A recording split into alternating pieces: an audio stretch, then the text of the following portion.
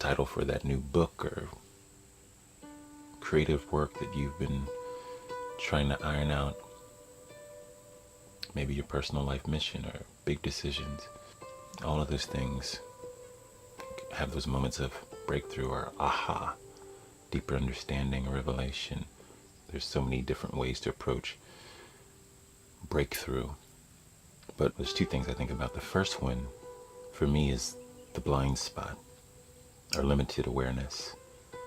In many cases, we're trying to, move in a certain direction or create the thing, and we're hitting a wall, we're hitting a barrier, we're hitting resistance. And it's usually about something we're misunderstanding or not able to hear. And I always think of our state of being, our state of mind. What I mean by that is, emotionally, we experience frustration, we experience great joy. Or if you think in a romantic context, when you're in the honeymoon phase with someone, they can do no wrong, right? You see them as this perfect person. But when that's over, and maybe you're in the middle of a fight, it's quite the opposite. You're like, why did I even choose this person? Why are they acting like this? I can't believe, right? But it's not necessarily that the person has changed or flipped. It's that your state of being has changed. Your emotion connect directly to your imagination, which is connected directly to your perception, right? But it all happens in one moment so quickly and with such intensity that you confuse your emotional perception for reality. So when your emotions are high and you're loving, right, this person can walk on water and vice versa. But outside of the romantic context in our life, we have all of these subconscious beliefs. They're part of the strands of our foundational understanding of the world, our perspective, based on old traumas, triggers, great experiences, low experiences, right? And some of them come out of lack. Some of them come out of great feelings of abundance and everything in between. And so you show up to a situation, you bring that history that is deeply charged, but you are in a state of being, if you're not aware of those things, or in your blind spot, remember, that says, well, I can't have that. Or, oh, I can do that, it's easy, right? Whatever it may be. Or, no, this is going to be too hard because this is the way it has to work. I was trained this way, and everything I've heard from all of the experts or whoever you've received that information from says it has to be this way. When it's just an idea that you've believed. It's not necessarily wrong. That may be a way that it can work. But it's not the only way it can work. Because when you look around in this world, all the 8 billion plus people, all doing life in a very unique way, based on their spiritual beliefs, based on their identities, gender identities, orientation, sexual orientation, creative identities, and the amalgamation of all of the nuance and tones and timbres of their experience and their natural resonance and personality showing up as this one beautiful, unique work of art, an abstract painting unfolding on itself like auras of light, engaging with the world, right? And creating something that only that individual can create. So I think of breakthrough as those moments where you realize, oh, this idea, this perspective that I was in, and it was so much a part of me, I was so in it, that I couldn't see if I, sat back in the seat of my awareness, like we practice in meditation, that was just an emotion, that was just a belief. It doesn't have to be my identity, right? It doesn't have to be my state of mind, my state of being. So that creates breakthrough. Because when you find yourself in a state of knowing, an egoic state of knowing, not true knowing, Because true knowing is realizing that you know less than you think you do. But this idea, state of mind that, oh, I know it has to be this way, then you get blocked, right? And that is the block. So that's one part of the breakthrough, is what's in your blind spot. The next part is once it's out of your blind spot and you start to work with it. Oh, I have generational trauma. I didn't even realize that this was an issue or how much this was impacting my life. Then you get an opportunity to start to heal that thing and transform it, where that foundational strand of who you are, your perception, is now being removed or transformed, or you're actively trying to replace it. You're seeing all the ways that it's shown up in your life. And now you get to put in or even evaluate, well, what actually do I believe? What actually is true? What is most resonant and in alignment with who I am and what I'm here to do, if you can name those things yet.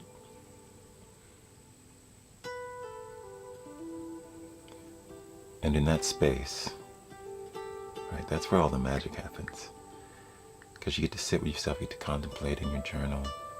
Maybe you guys are practicing my Rise journal, or your own method of deep seeking and connection, introspection, contemplation. And then how do you go about embodying the thing? So awareness is step one, the blind spot. Step two is the processing, the transformation, the healing. 3 is embodiment. Eventually, after you do your affirmations or your practices or whatever way you connect, the real breakthrough is when it becomes second nature.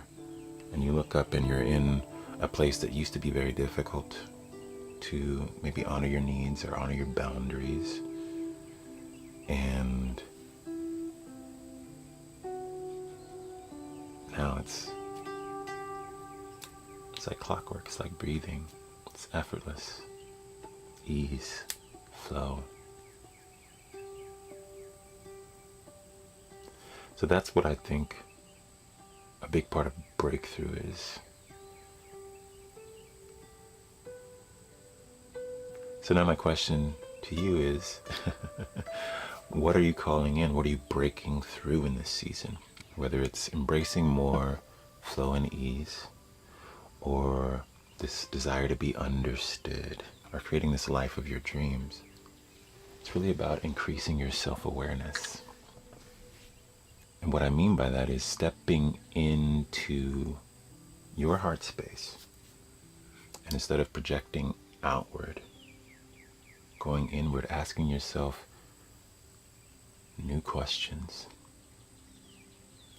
And being introspective instead of projecting it on the world around you, regardless of the role that others have played. But diving into questions like, okay, what if I practice radical acceptance of the situation?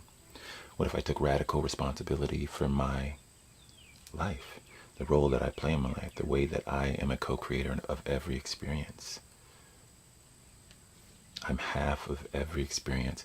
And in some cases where you have more control, or if it's an independent experience, you're more than half. So when it's acceptance, why do I have this need for other people to accept me? Surely there's no way in the world all 8 billion people in the world will accept all parts of me. There's a natural conflict or disagreement of the things that we believe in, or the way that I present versus the way that they would want to receive me.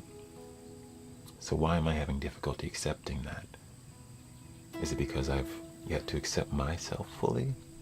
That's one of the reasons we were practicing self-love earlier, because that's a large part of our struggles.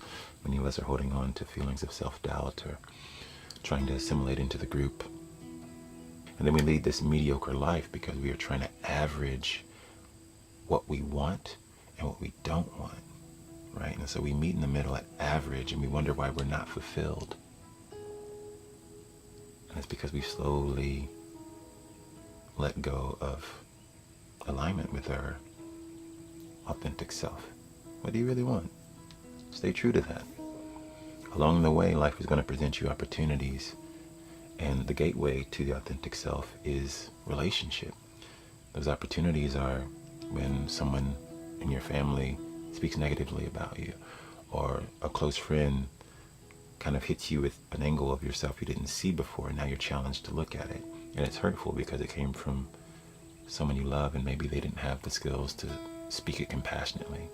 Or maybe it's untrue, and life is giving you the opportunity to stand in your truth, even when blatant untruth comes at you. Or maybe it's teaching you how to create better boundaries, cultivate greater communication skills, cultivate the compassion that you say you are. Go deeper into those things, right? This is the way that life gives you the opportunity to embody those things or to grow those skills. But many times we overlook them and say, oh, we decide we know again.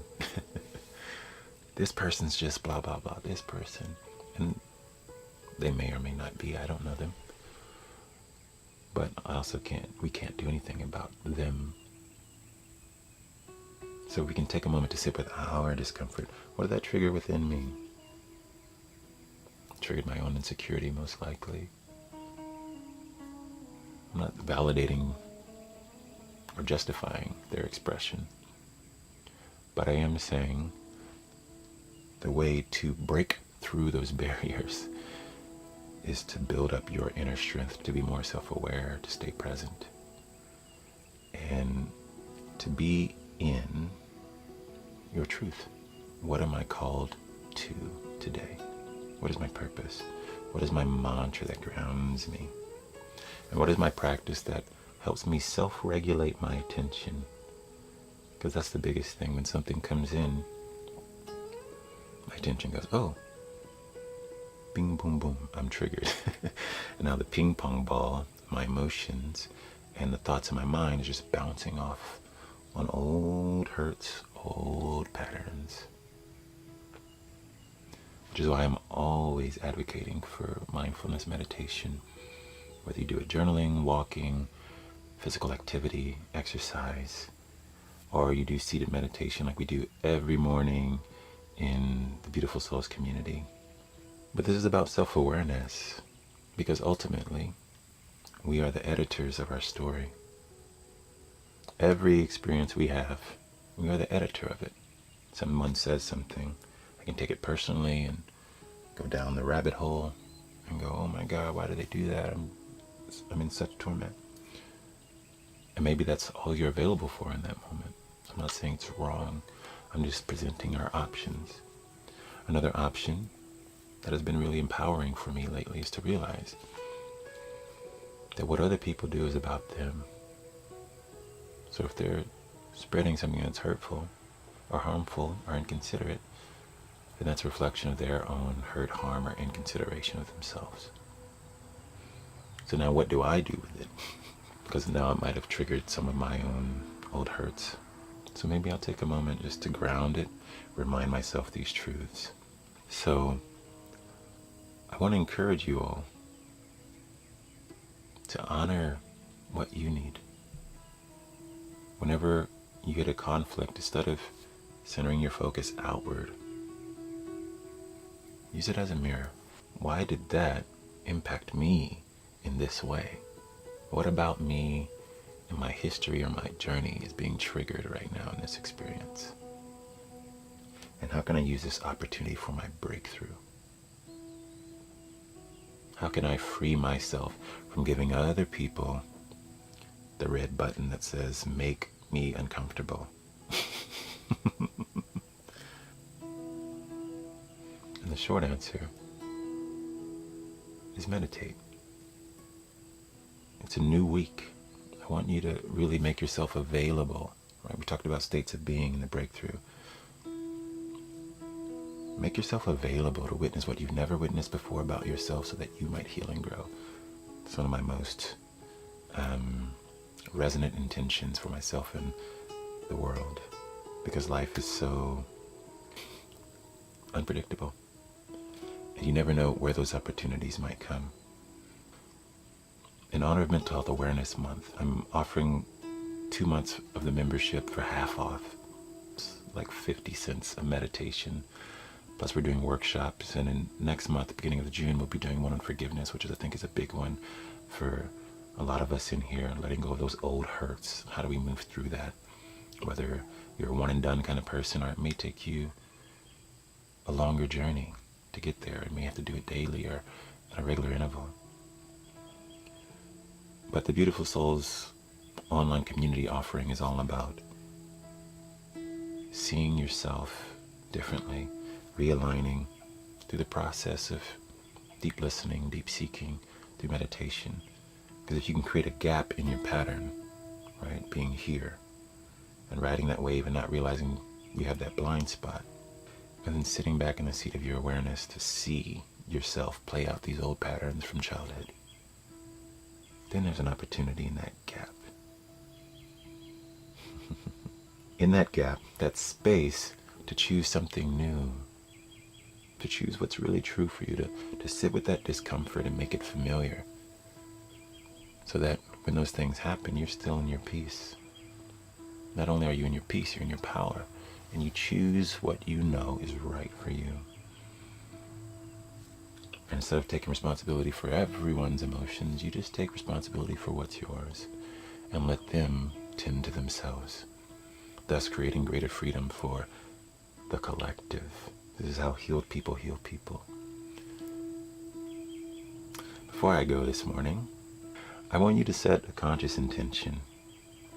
May I be available to witness what I've never witnessed before about myself, so that I might heal and grow.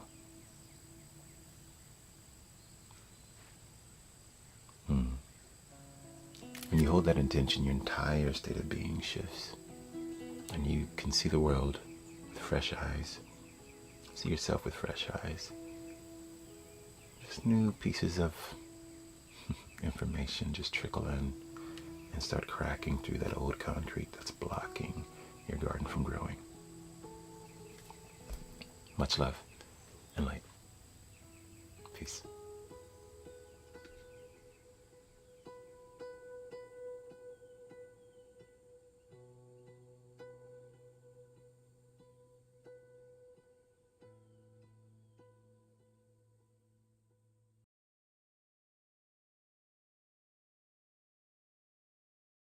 Your question is, how do we become more like you, or more like me, more able to hold loving space for others?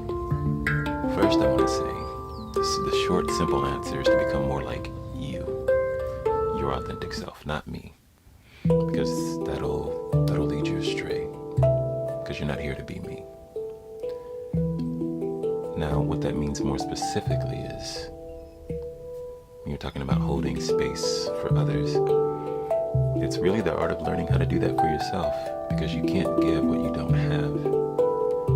And I'll share a little bit about my journey, and maybe this will help you.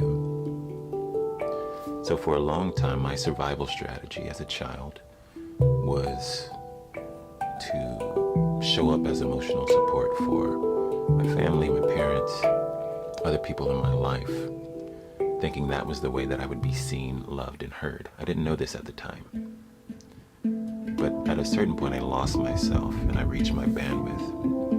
I peaked out and I crashed. A lot of anxiety, hurt, depression, fear, and isolation.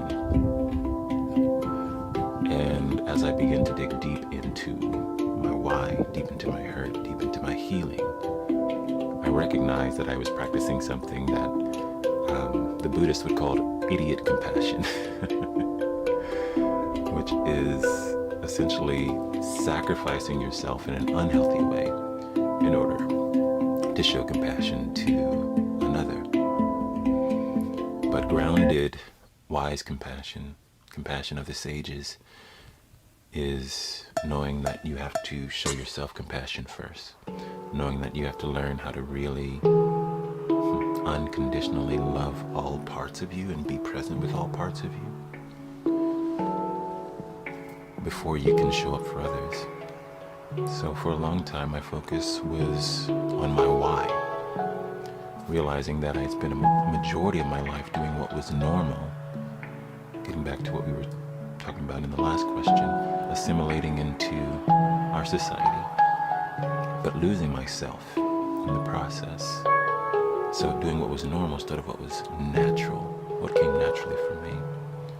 Realizing that so many of my whys had to do with making other people comfortable around me. And so as I began to let go of those things through meditation, getting more grounded within myself, knowing what was true for me by digging deep and through as many practices as I could find, whether it was meditation, seeing intuitives, seeing mediums, seeing other teachers, reading as many books as I could, and even plant medicine ceremonies. I began to see myself truly. Right? There's a line in my poem, I Am the Love of My Life, that says, isolation allows us to embrace the freedom of self, for loneliness is an idea cherished by those who do not like the sounds within. If only they would tarry, they would see that their true voice would arise in sweet harmony with the song of the ages, the song that says, of all, in all, and through all, I am the love of my life. And what that line really means is that you have to start to date yourself in a way and spend time alone. Many of us spend all of our time trying to do things for other people, be with other people, in a way distracting ourselves from our own hurt. This is different from embracing community with intention and accepting community care from those safe spaces where you can actually be yourself. But being alone with the intention of finding peace and solace with who you are, where you've been, what you've done, and where you're going. So if you want to hold space for others, I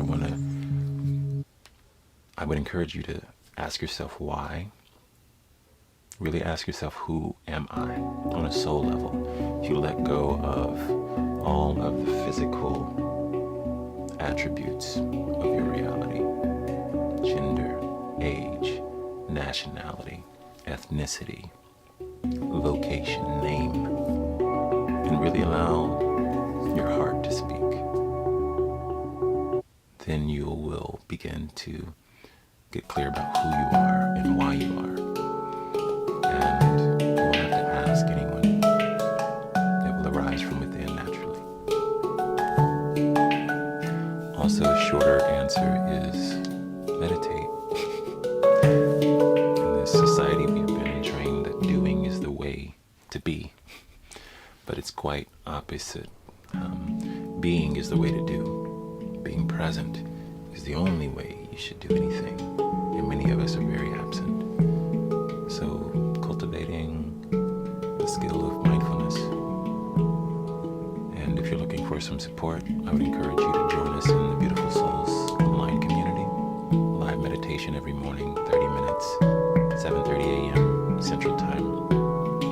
And it's all about self-inquiry and finding that peace and relief from anxiety and depression to get clear so that you can hear your own voice. Know without needing permission, know without needing approval, but know from within.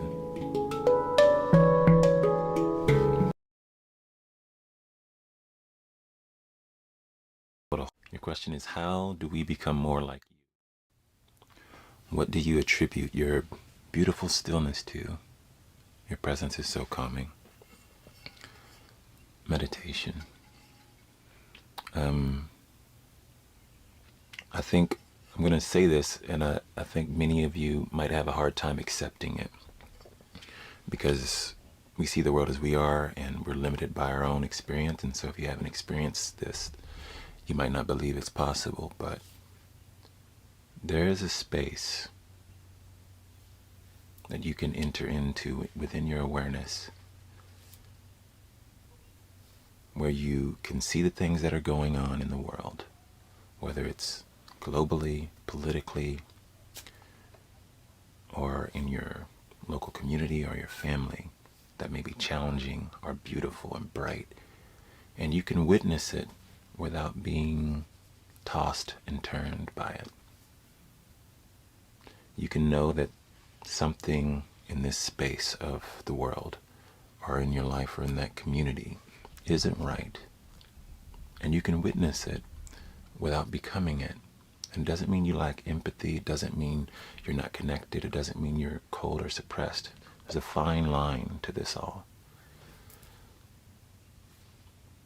But when you get connected and you go deep in your practice, you self-regulate your attention and your attachment by setting the divine intention to remain curious, open, accepting, and loving. You then begin to literally change your brain.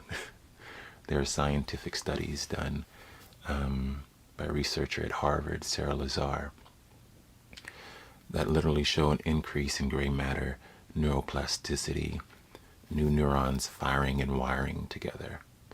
So that when these things happen, right, I've kind of, what's the word?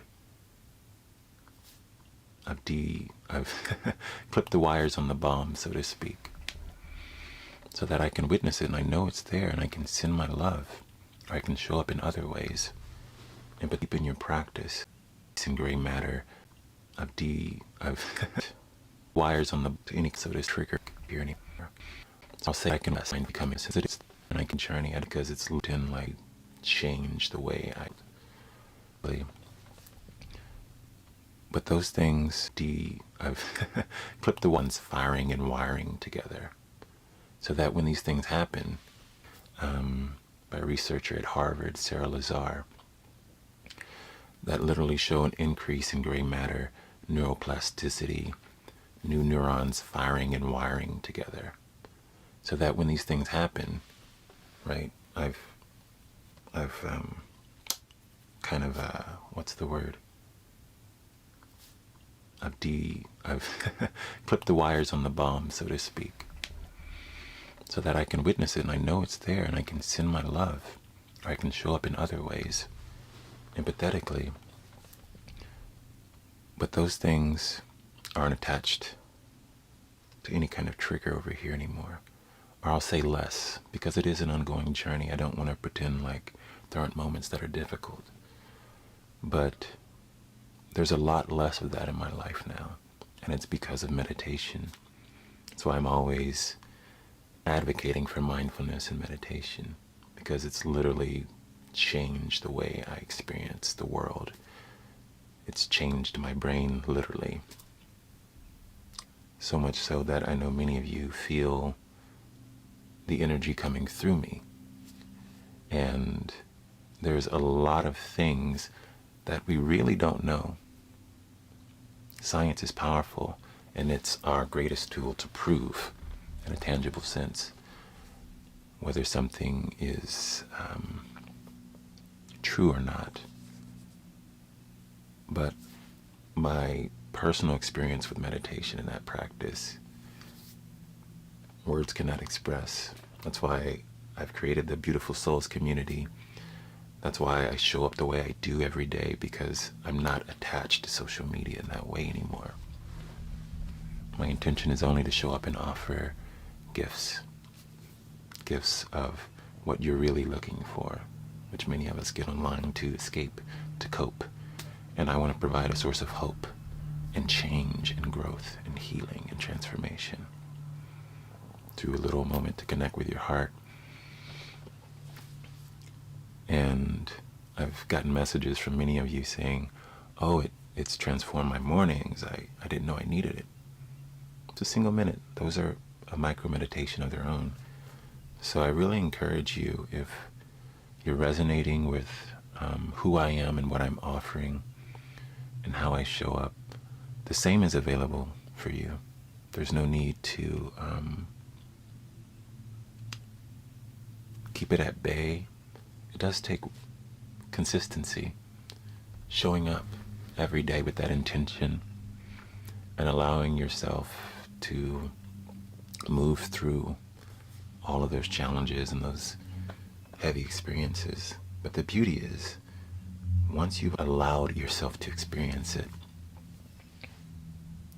you can move on with your life. You don't have to keep running. You don't have to keep hiding. You don't have to keep putting on a mask every day.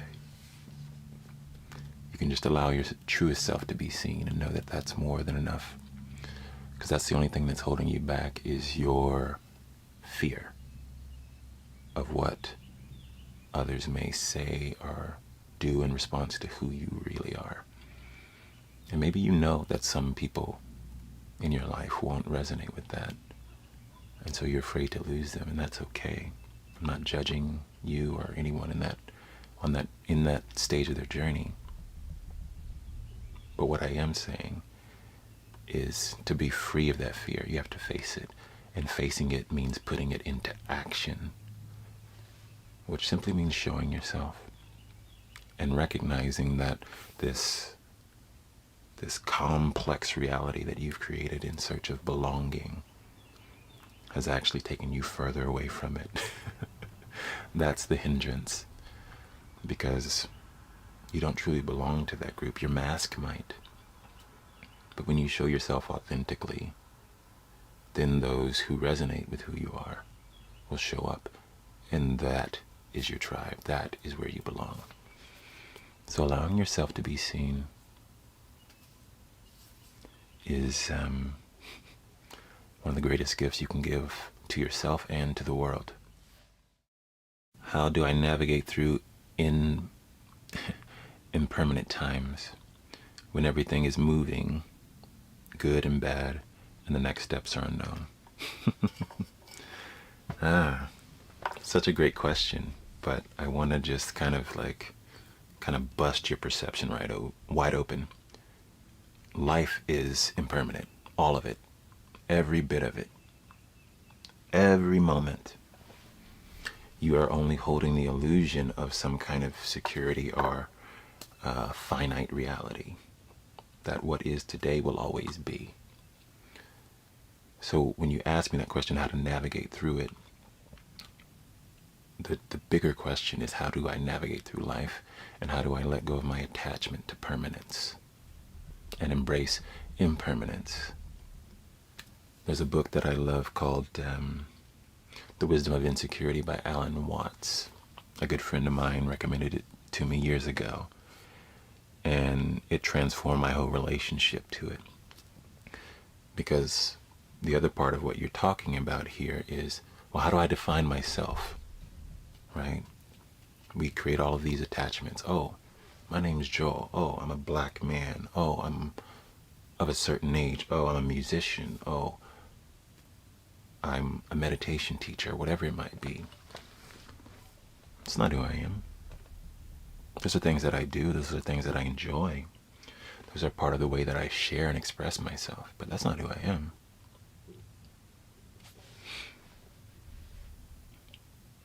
The essence of who I am is impermanent and also infinite. Right? The energy moving through us. From where did it begin and where will it end? Who can say? We all have ideas about it, but none of those are knowable in the permanent sense. So when you're talking about navigating through quote-unquote good and bad moments, I would encourage you to let go of the judgment of any moment and recognize that all moments are equal. There is an equality of everything you experience, and it's called the now, it's called the present, it's called the gift of life. And when you let go of that attachment of needing to judge it, now you can set yourself in a space of curiosity. COAL, it's an acronym, C-O-A-L. You'll hear me say it often because it's so powerful. I picked this up from Dan Seeger, Dr. Dan Seeger, interpersonal neurobiology. He's a gem, really gem. Great intersect between science and meditation and mindfulness. But COAL, just maintaining openness. We're here to be curious. What was natural for everyone as a kid? There was this curiosity. And then we decided we knew what everything was because we put labels on them. Go, oh, that's a bird. Oh, that's a car, that's a cat. No, that's the sound that you give it. You don't know the true nature of a bird. You don't know what it's like to spread your wings and fly. You don't know what it's like to sing their songs, or make their nest, or tend to their young. Not experientially. You can witness it, right? We don't know all of these things. So remembering that you don't know, staying curious about your life. That's the C. Then the next part is openness. How do you stay openness? The curiosity creates a certain level of openness, but how do you embody it? How do you embody some openness with life? How do you witness it, stay in the middle way, without becoming attached? And that's where the freedom lies. To always be present to the impermanence. Not to think it's something that you have to navigate, but to know that's the only thing that is. Which actually brings you to acceptance, which is the A-C-O-A. Accept it. Right? This is a whole other way to walk through the world with pure acceptance. And then love. That's cool. Curiosity, openness, acceptance, and love. And when you get to love, just to ask yourself another question. What is the most loving response that I am available for? What is the most loving response that I am available for to this situation? Whether it's something that you desire or whether it's something that's undesirable. What is the most loving response I am available for? And when you step into that space, curious, open, unattached, no judgment, no good, no bad, a witness, present, mindful, and loving. Now there's space to move through life with more ease and embrace that impermanence. Because when you recognize how impermanent everything is, that we only have this moment, that's the gold. That is the gold. Because then you appreciate it on a level that can only bring joy, only elicit a smile and laughter. Let's see. Kelly says, I can be a bit of an isolationist. It doesn't occur that there is anything wrong, but sometimes I wonder how the people in my life are impacted. Any thoughts on this?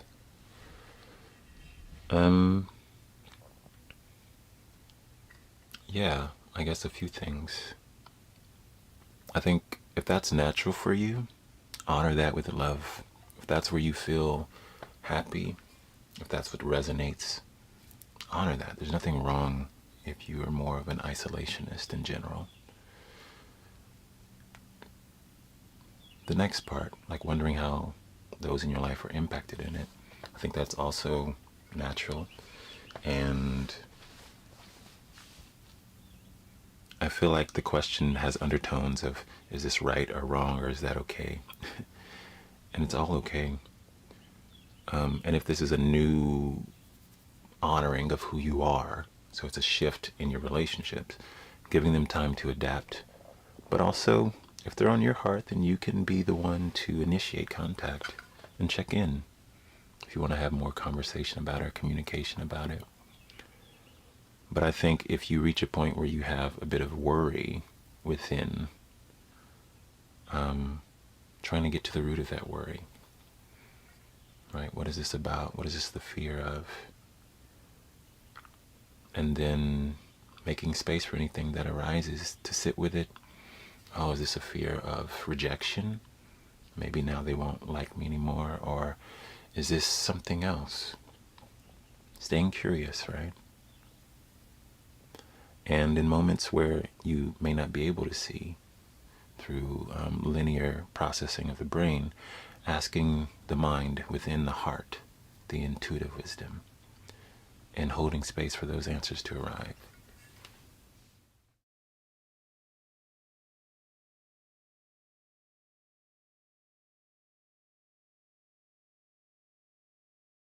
Rachel asks, do you ever feel embarrassment, anxiety, or shame when you share your truth with others? I'm struggling with that. The short answer is, yeah, I've definitely felt that in the past. I feel it less now. Covenant belonging with God and each other can heal and sanctify our most cherished relationships. In truth, He knows us better and loves us more.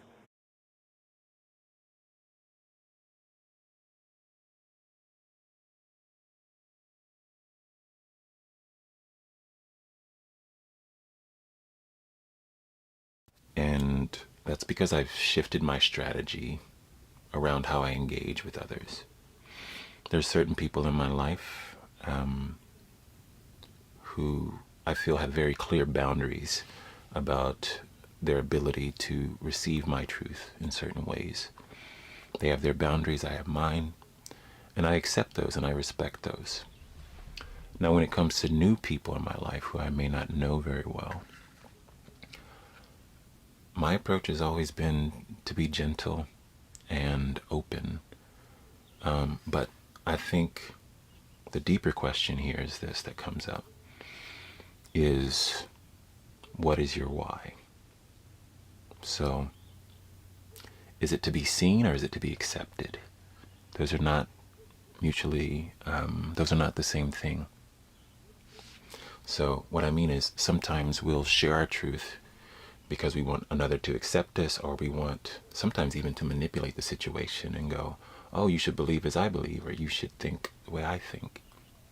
And so we have an attachment to the outcome. When you have an attachment to the outcome that is unmet, obviously you will feel heavy, right? You'll struggle with that, or you'll feel that shame or anxiety.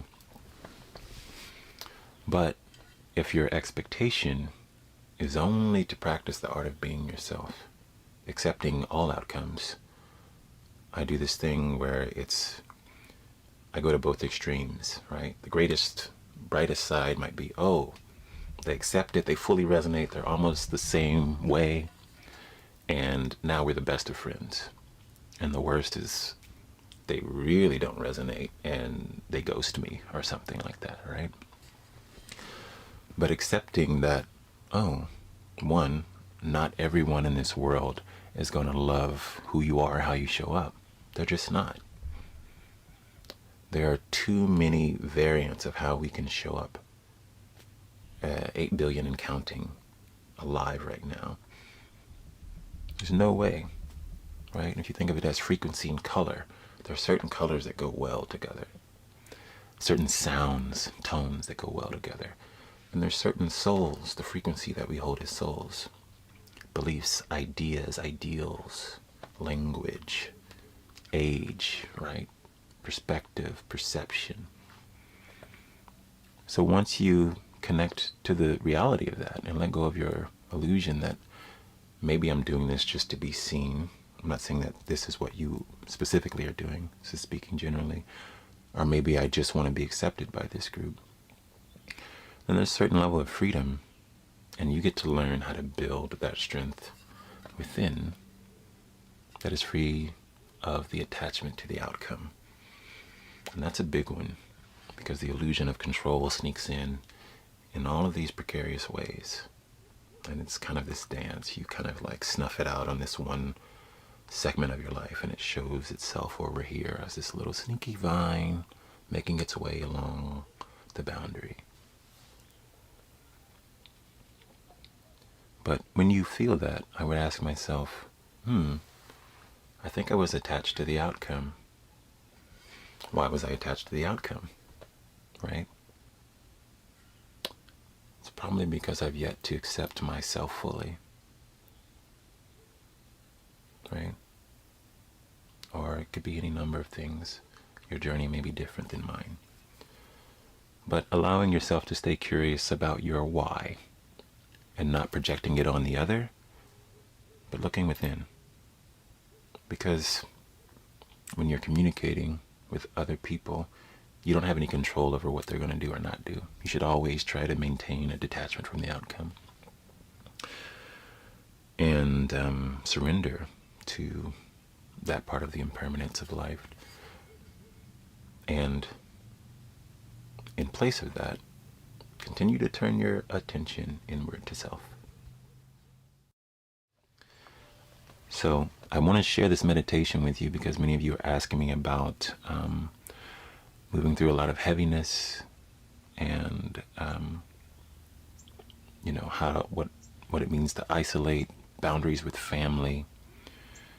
This is called a Gaitha from the Buddhist tradition. And a Gaitha simply means verse or poem, short verse or poem. And it's letting go. This will be a short practice. So anything that you want to let go, put that in the comments. And we're literally going to do this for like a minute or two. But whatever you're letting go, take a moment to think about that. And I'm going to read this Gaitha. And then we're just going to hold space to let that go. So this Gaitha is from Thich Nhat Hanh, his book, Present Moment, Wonderful Moment. That's the title. Chapter 23. Hearing the bell, I am able to let go of all afflictions. My heart is calm. My sorrow is ended. I am no longer bound to anything. I learn to listen to my suffering and the suffering of the other person. When understanding is born in me, compassion is also born. That's so beautiful.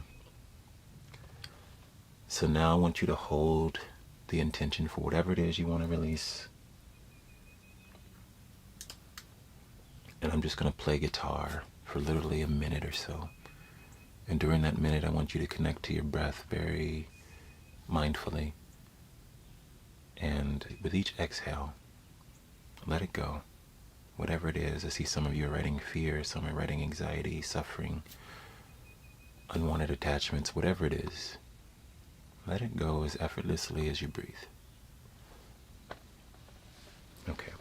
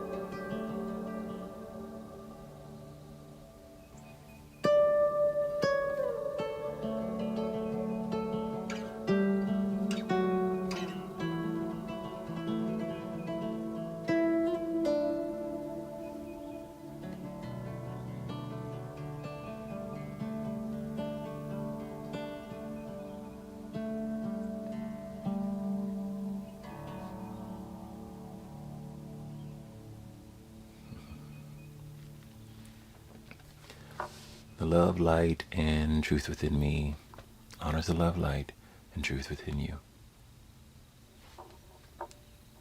Namaste. Then we know or love ourselves.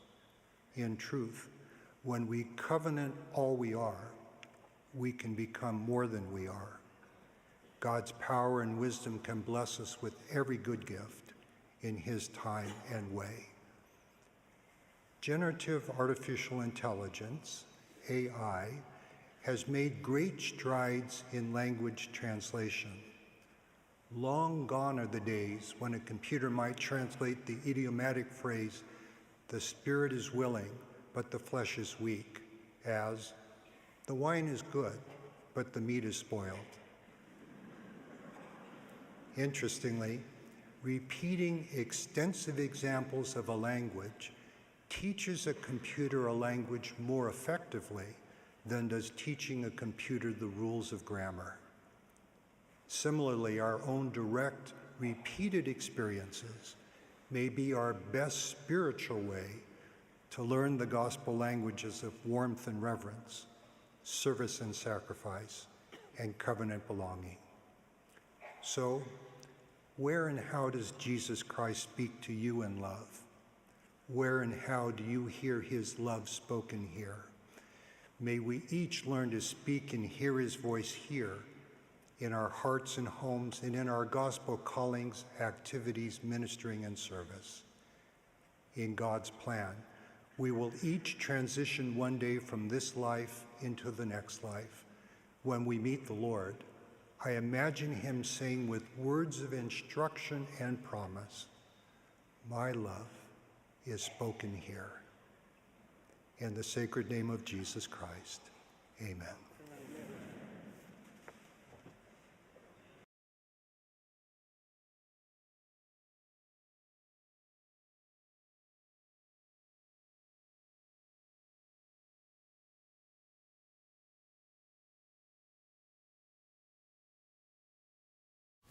How do you move through the ups and downs when you're reinventing yourself? It's a good question. I think of it, one, as a line